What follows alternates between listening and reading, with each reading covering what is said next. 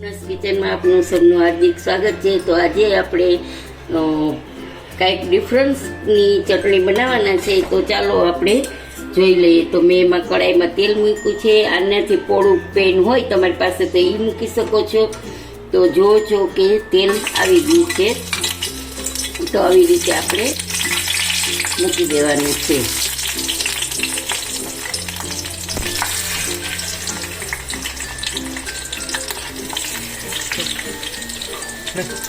અને 2 ટમેટા છે અને 1 કેરી છે અને આ 10 લસણની કળી છે અને 2 ટમેટા છે એની ફાટ કરી લીધી છે. 1 કેરી છે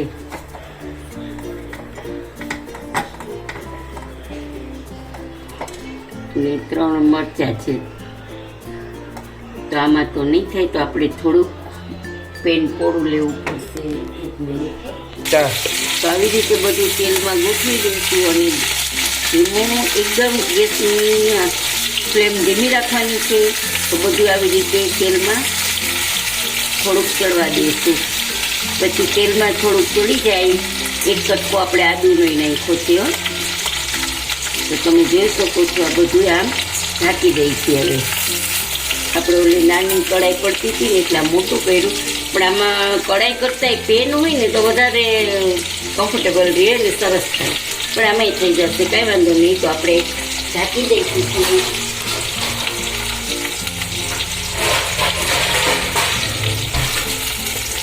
અને આમ થોડીક વાર ચલાવી અને સીબું ઢાંકી દઈશું.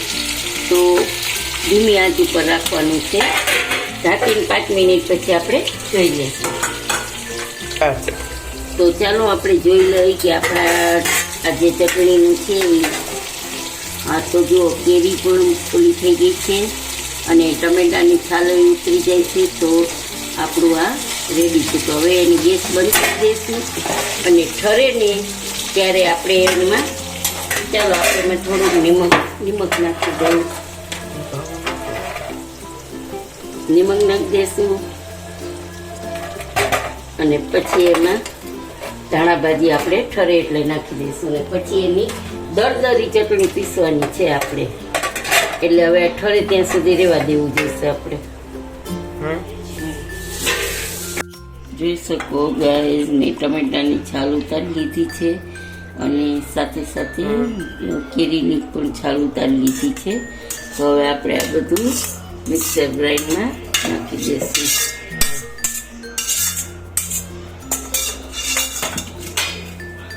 એટલી ધાણા ભાજી નાખી દઈશું.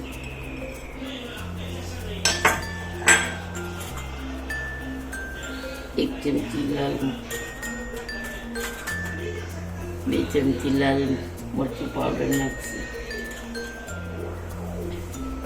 1 ચમચી ધાણા જીરું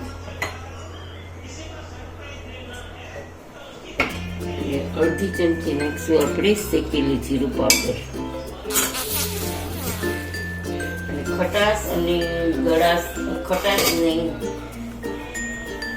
બેલેન્સ કરવા માટે થોડીક જ ખાંડ નાખશું આપણે, 1 નાની ચમચી જેટલી. આપણે દરદરું પીસવાનું છે, એકદમ પેસ્ટ નથી કરવાની. તો આપણે એને આવી રીતે ચાલુ બંધ કરશું. નાખવાનું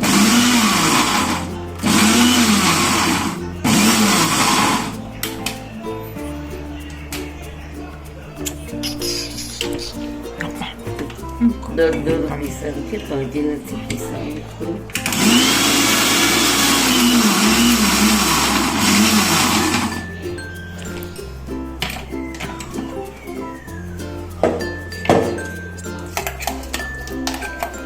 તો જોઈ શકો છો કે દરદરું પીસાઈ ગયું છે.